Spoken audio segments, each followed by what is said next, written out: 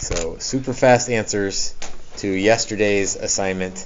Stop me if you need, but I think we'll go quick enough, and we worked on them yesterday. So the first one was, where is it not continuous? Well, it's not continuous when you try to divide by 0. So anything that makes the bottom 0 is a continuity issue. The second question, or the second part, was find a limit as x approaches -3. You get 0 over 0 on your first go, but if you factor it, the troublesome factor cancels out, and then you can plug in -3 and get an answer, because there's a hole there. But where there's a hole, the limit still exists. So I don't know what that looks like, but there's a hole there, but there's still a limit. A limit can exist at a hole. Part C, vertical asymptotes. That's pre-cal. That would be factors of the denominator that don't cancel. So that would be sort of what's left in the denominator, 2x plus 1. So x equals -1/2.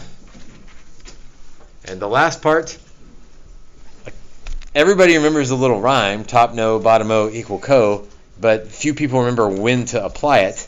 And you apply it when you're looking for a horizontal asymptote, which is the same thing as limit as x goes to infinity. So these three things kind of all go together, and they could ask it any number of ways, but all of those things are sort of linked. Horizontal asymptote when x gets really big, top no, bottom o equal co. And so that's an equal co problem with y equals 1/2. I don't remember top and bottom. Just equal co? Yeah. And some people don't remember that at all. They just know that if you have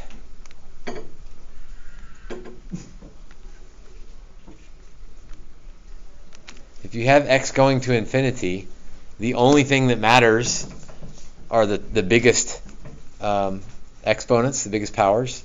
Like x squared's big, but not compared to x to the 4th. Same with x to the 5th. So you can kind of ignore those and just look at the lead powers. Now, as x gets really big, which one of those gets bigger faster? To the 4th or to the 5th? To the 5th. So if you got 1 divided by something really big, you're headed to 0. So you can think through it each time, or you can remember top no, this would be a bottom o, or equal co. Top no means it goes to infinity. Yeah, there is no limit.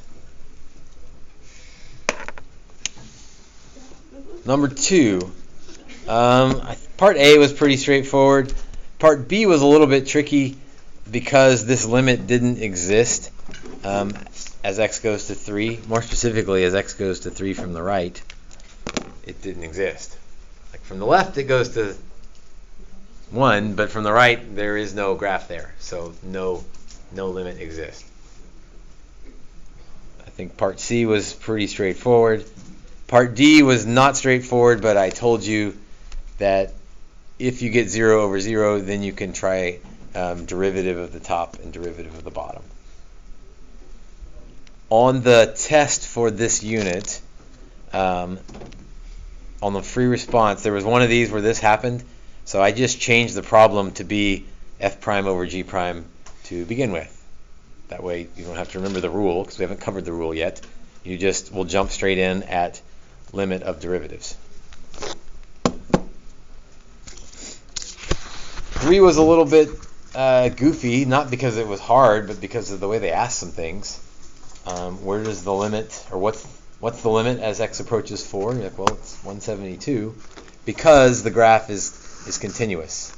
Actually, I shouldn't draw the dots. What they gave us was some points, but because it said continuous, that meant we could connect the dots, and when x is 4, t was 172. Like, kind of a weird question. Obvious answer with weird reasoning, maybe. Average rate of change, that's not a difficult one. I would just say that not only does it give you the number answer, it also gives you the unit answer. So change in temperature is degrees, change in time is minutes, so degrees per minute.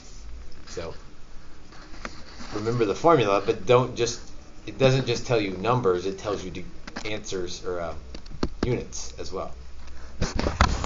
Part C was kind of that goofy question of like, well, it happens between 6 and 8 because 166.5 is between 164 and 168, and there's really nothing more you could say. You know it happens in there because it says it's continuous. That's as good as it gets on that one. So that was kind of a weird question. And then the last one, it asked for a derivative, which means an instantaneous rate of change, but it asked it in such a way, it said best estimate of the slope. Well, dt dx would be slope, but estimate means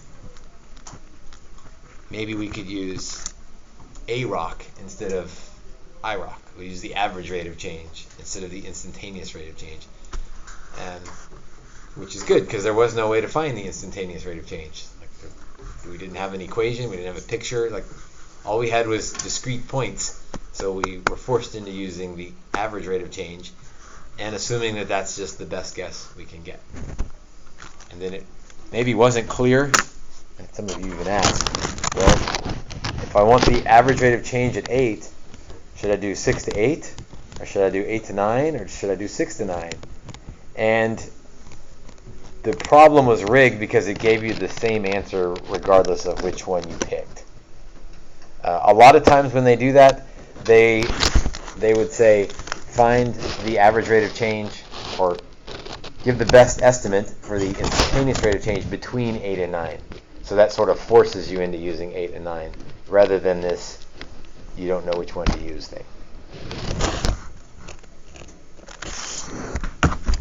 All right, one more comment, and then we can start the homework for today. You can start. I'll put it on the board.